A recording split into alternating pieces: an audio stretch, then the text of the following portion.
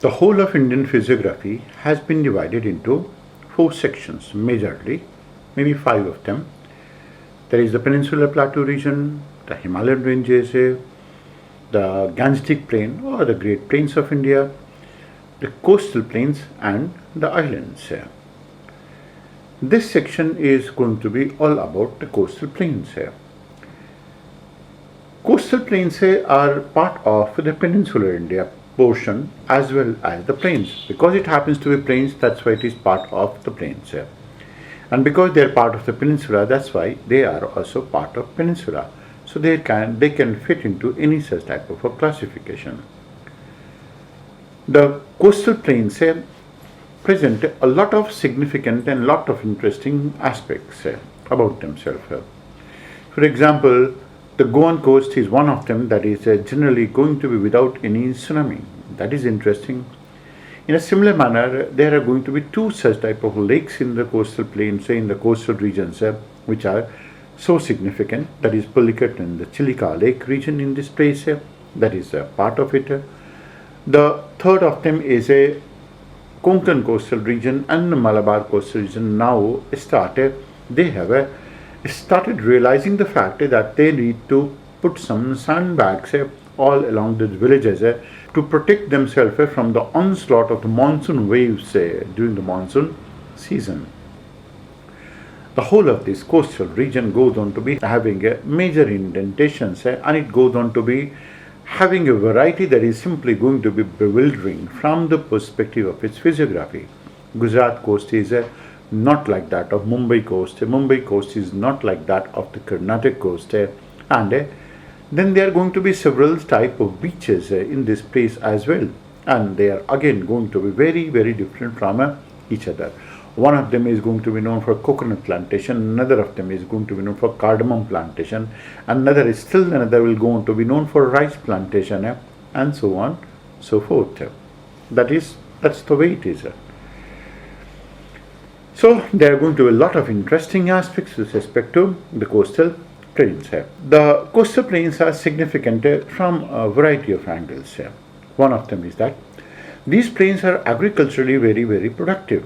The western coast specializes itself in tropical crops, while the eastern coast is mostly going to be in rice. The western region is going to be known generally for its tropical crops that includes coconut, that goes on to include cardamom, and so on. The delta regions of the eastern coastal region have a great network of canals across the river tributaries, and these network of canals and river tributaries, they have been used from a good amount of time for the purpose of transportation. The coastal regions are also a source of salt and a variety of type of salts. So monazite sands that is going to be found all along the Kerala coast. That is where thorium deposits are found. So it is going to be used for nuclear power. And needless to say, the coastal plains are going to be rich in terms of fisheries, oil and gas as well. Although the coastal plains are lacking in adequate natural harbors, particularly along the eastern coastal zone, there is still going to be a major number of major minor ports, coastal plains and centers of commerce which have attracted dense human settlement. The coastal regions of India, therefore, are noted for their tourist center. A good number of them go on to be coming to Gokarn in Karnataka. A good number of them go on to be coming to Anjana in Goa. And both of them are similar in their form. Kovalam, Anjana and Gokarn, all of them are going to be by and large the same in terms of that look. Of course, in terms of fishing, the type of fishes that are found in one of these type of coasts is going to be very different from that of the other type of a coast as well. That is, what is found in Mandapam and Kanyakumari is going to be not so in the Konkan coastal region or in the Malabar coastal region. This is a topic, this is a chapter from which a good number of questions have been asked in the past. One of these questions that you're going to see on your screen is, at one of the places in India, if you stand on the seashore and watch the sea, you will find that the seawater recedes from the shoreline to a few kilometers, so comes back to the shore twice a day. And you can actually walk on the seafloor when the water recedes. This unique phenomena is seen in the choices that were given were Bhavnagar, Bhiminupatnam, Chandipur, Nagapattinam. Now, it was of course the answer in this case was going to be Chandipur. Now, when we are going to be talking about such type of a question, then this is going to be completely localized, and something that is going to be very, very unique. Now, some of these things don't go on to be easily answerable only at the so-called NCERT level or the basic level, because one either needs to develop a degree of a curiosity that is going to be higher than the normal, or one must go on to have a deep knowledge about it, either of them. Once you have a curiosity, then knowledge will always be a part of it. And once you have a certain type of a depth of knowledge, you can go on to know which are the beaches and which are the coastal region known for what. Second of this question that has been asked in this case has been, again, that is in your screen. Consider the following statements. Continental shelf of the west coast is wider than that of the east coast. The altitude of Eastern Ghats increases from south to north. The altitude of the Western Ghats increases from north to south. Fourth, generally trellis pattern of drainage can be found in rocks with hogback structure. And after above statement, which of the following is going to be correct? Of course, there is no way that you can go to find a trellis pattern. Fourth is completely ruled out. Altitude of the Western Ghats increases from north to south. The highest altitude is going to be found in the north. That is correct. Altitude of the Eastern Ghats increases from south to north. Increases. Of course, that is going to be correct because Eastern Ghats are going to be towards the east and they are broken, and towards the north they are going to be very different. Continental shelf of the west coast is indeed wider than that of the eastern coastal region, and that is correct. So it's going to be 1, 2 and 3 in this case that are going to be generally going to be correct. But if we have to pick it in such a manner, that is, it's going to be generally 2 and 3 which are going to be more significant. 1, 2 and 4 are not going to be there. All of the above are not at all going to be a part of it. So we can only go on to say that is, in this case, such type of questions, it can never be all of the above. It can never be 1 or 2, because even if it is going to be some type of a pattern, a small portion trellis pattern, then that is also discernible. Such type of questions are going to be found where every candidate is likely to get confused with respect to which of these options are actually correct in this case. Now, continental shelf, to say that continental shelf of the west coast is wider than that of the eastern coast is a broad generalization, and that's not correct. That's not correct. Now, all in all, we mean to say that if you're going to take a look at the question and the options given with the questions, then it is a very, very, very confusing question. But then such type of questions are asked. You can only go on to mark it on the basis of your knowledge. Some of the choices also can go on to be off and on, not 100% correct. Now, that was essentially to confuse you and also to infuse that certain degree of an uncertainty also remains in this case. As we have been doing in physiography, there have been 3 levels of discussion. The first being the basic and the NCERT, second being the UPSC level, and the third being the interrelationship level. At the NCERT level, there are certain basic aspects that the students require to know. And that is, the peninsular plateau is flanked by the coastal plain of varied width extending from Kutch in the west to Orissa in the east. And these coasts are longitudinal Pacific type, meaning that longitudinal means there are some mountain ranges that run parallel to the coast. Pacific means it is in the Pacific region that some of these highlands and run parallel to the coast, and that between the coast and that these type of mountain ranges there is going to be some amount of intrusion of sea. So as you can go to see it, there is a mountain range and then there is sea and then the land portion, then the sea and then the mountain ranges. Any one of you who had been on the Goan beaches on the Kerala coast, Karnataka coast, will go to find behind in the backdrop of it that there are going to be some type of ranges. That's why it's called as longitudinal Pacific type. Pacific because it is going to be in Pacific region, North America, that is the western portion of North America, and the western portion of South America, the coastline is of such type. Coming to western coast, the plains of the western coast are confined to a narrow zone, the width of which ranges from 10 to 25 kilometers. It extends from about 1500 kilometers from Surat in the north to Kanyakumari in the south. That is at a basic level. Now, at a somewhat advanced level, this aspect is going to be reformed. This aspect will go on to become different. The western coast is divided into three sections: the Kathiawar coast till Daman and Diu, the Konkan coast between Daman and Goa, and the Malabar coast, that is south of Goa. So three portions of it: Kathiawar, then Konkan, and the Malabar. The whole of the western coastal plain is a fault coast. Fault coast in the sense that is after the formation of the whole of the Western Ghat, there was a big fault, there was a big crack, there was a big fault, and then that is what led to the creation of the western coastal plain. So it has been there is a large portion had been existing, and then there was a sudden formation of a fault that went into sink and subside, and that led to the formation of the west coastal plain. Several projections in the sea have formed open bays. Projections means that is towards the area there are going to be some projections of land out into the sea, and that has led to formation of a bay-like form. South of Indus Delta is the Kathiawar coast, that is also called as the Kathiawar Peninsula. The western coastline runs straight from Gujarat plains to the extreme south. This straight-looking coast is quite indented. Indented means it's broken. Indented means it's dissected. It doesn't go to move in a straight line. It doesn't move in a straight line. Rather, it goes into move in such a cut form, such an indented, such an embedded, or that is the type of a form that it looks like someone had chopped it. And consequently, it is marked by a large number of coves. Coves are small, sheltered recesses in the coast.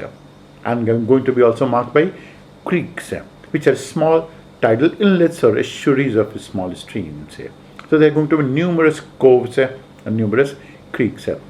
These creeks, some of the names that you know it, Kori Creek is going to be one of them, Thane Creek is going to be another of them, Mahim Creek in Mumbai is going to be another of them. The Gujarat plains are mainly of the alluvium of Sabarmati, Mahi, Narmada and Tapti, all of which have formed large estuaries. Now, estuaries are those regions which drain themselves out into the sea, through which the rivers are going to drain themselves out, but without forming a delta. Estuaries are those regions where delta formation does not take place. The river goes on to enter into the sea directly. Now, that is going to be the Kathiawar coast. That is going to be the first part of it. That is Kathiawar coast. The second is the Konkan coast. The Konkan coast stretches from Daman to Goa for a distance of about 500 kilometers. It is narrow and has typical coastal features. And the coastline generally is cliffy. Cliffy, that means near to the coast, the whole of the landmass goes on to cut itself and goes on to descend abruptly. And that is the basic reason that some of these waterfalls have been found towards the western coastal region. Waterfalls like that of Jog Falls, Girsuppa Falls, and so on. So that's going to be Konkan coast. The Malabar coast runs from about 725 kilometers from north to south. That's the third coast. It is only on the Malabar coast that there are a number of lakes, lagoons and backwaters locally going to be called by the name of Kayals. And one of these type of backwaters happen to be Vembanad Lake, that is going to be part of a backwater. The largest of such backwater, therefore, is the Vembanad Lake. It is 90 to 100 kilometers long and 10 to 14 kilometers wide, enclosed by a spit. That means it is going to be part of the sea, except for the narrow portion that goes on to cover it towards the seaside. That is going to be called by the name of a spit. Some unique mud banks have been located between Cochin and Alapudha. Alapudha is the Indian name of Alapi. That is, Alapi was the name that was given to it by the Britishers, and of course it's an insulting name to Indians in this sense, because the British distorted all the names like Digboi and Alapi as well, because they were not able to pronounce it. So some unique mud banks have been located between Cochin and Alleppey in the continental shelf of the Vembanad Lake. That means there are going to be mud banks. The only place in India where mud banks are going to be found is going to be between Cochin and Alleppey or Alappuzha. And they are modern analogues of ancient hydrocarbon generating environment. That means this is a place where a good amount of material is going to decompose, and because they're going to decompose in the future, maybe after 20-30 millions of years later on, they will go to form petroleum deposits. Western continental margin is going to be broader than that of the eastern counterpart. Now when we're going to be saying it so, then that is going to be a broad generalization. Not everywhere it is going to be so, but that is indeed a broad generalization.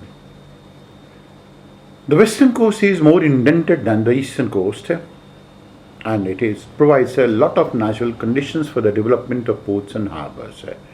Now this is the basic reason that a lot of natural harbors and ports have been developed. A port is a place where the ships go on to load and unload products. Harbor is a place where the ships go on to make themselves safe before docking themselves at the port. And these are the ports and harbors that include Kandla, Majgaon, that is of course that is on the western coastal region. JLN port, that is Jawaharlal Nehru Port Trust, Mumbai, Navasheva, Marmagaon, Mangalore, Cochin.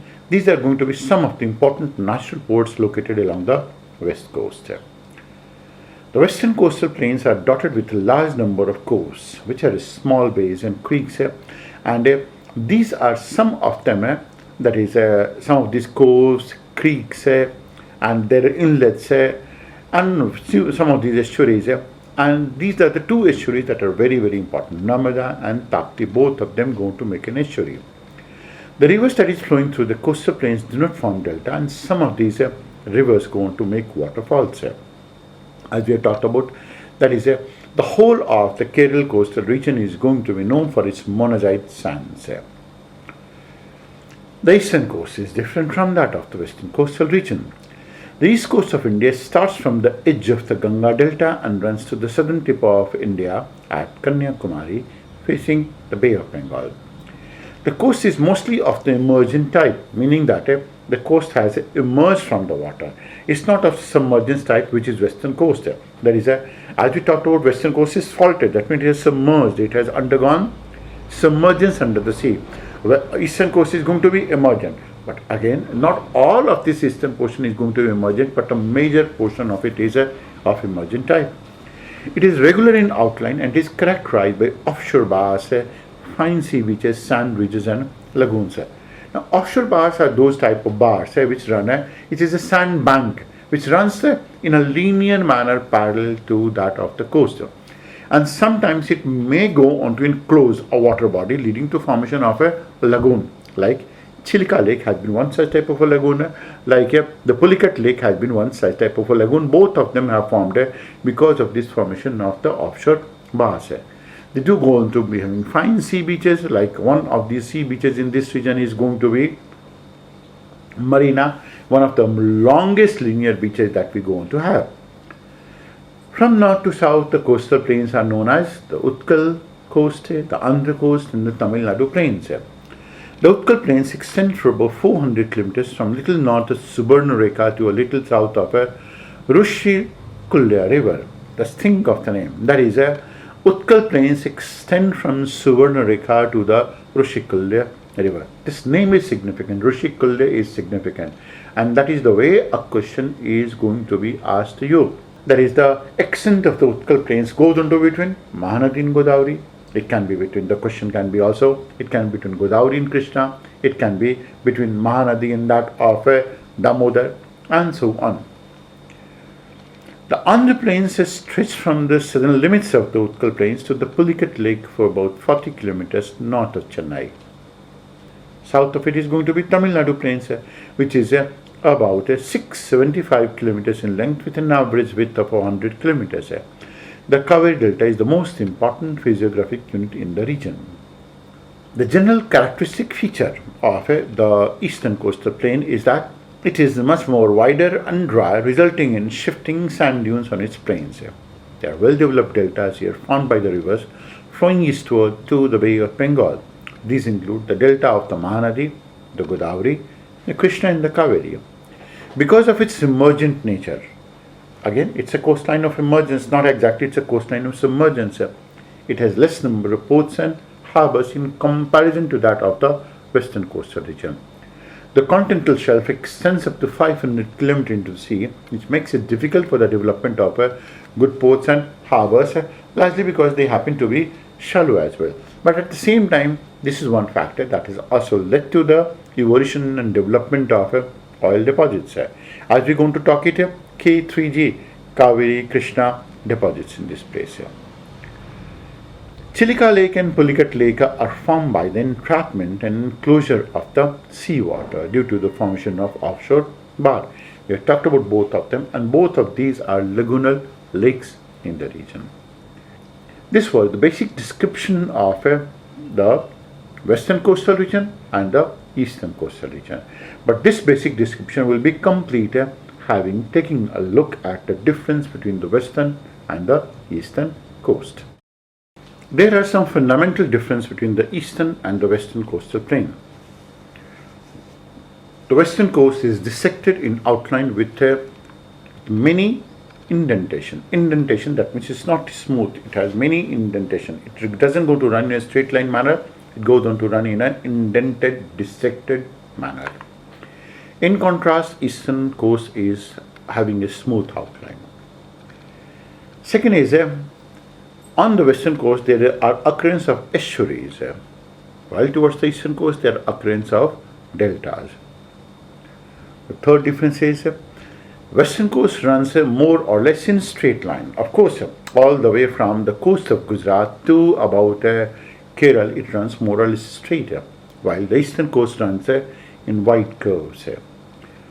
The western coast is going to be wetter, it's going to be abundant rainfall, while the eastern coast is going to be more drier. That way. Then there are going to be, the next difference is the dunes, there are going to be dunes and stretches of saline soil all along the western coastal region, while the eastern coast goes on to consist of shifting sand dunes.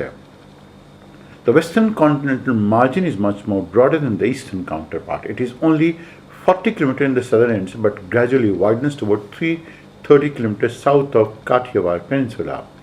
A large platform rises on the shelf some 125 km into the sea, fronting the Ratnagiri coast in Maharashtra. The coastal region, of course, having taken a look at the differences, the coastal regions are going to be known to be very, very, very productive, very, very significant. And these are the coastal regions that go on to be significant now with an increased significance coming in the wake of the location of some of the type of ports as well as location of some of the cities. Some of these steel centers and other things that have come onto the coast, they are ostensibly with an aim to help the Middle Eastern countries get their steel from India. The typical question that can be asked from the coastal region of India can be, one of them can be in the form of difference. Consider the following difference between the eastern coastal region and western coastal region. Which of these differences do not exist? One. There can be a second question that can be asked. Consider the characteristic of the western coastal region. One of them is indented. Second is that it's straight. The third is that it has many creeks and many coves. The fourth is that it has many lagoons. Now, 1 or 2 incorrect, 2 and 3 incorrect, 3 and 4 are correct. Essentially, it doesn't going to be having lagoons. There can be another of this question. With respect to eastern coast, consider the following statements with respect to eastern coastal plain. So one of them can go on to be, the eastern coastal plain is much more wider than the western coastal plain. The eastern coastal plain has a lot of lagoons and lagoonal activities. The third can be, the eastern coastal plain is going to be drier in general, and the fifth can be, the eastern coastal region is going to be very, very, very prone to attack of tsunamis. Now, again, the candidate have to find 1 or 2, 2 and 3, and 3 and 4, and so on. Now, that is the way the question is going to be asked here. Maybe they can go to also ask you certain exceptional features associated with these type of a coastline region. For example, the western coastal is mostly made up of basalt. The eastern coast is going to be mostly made of sediments drawn from the eastern Ghats, and so on. This was about the coastal plains and particularly the coastal regions of India.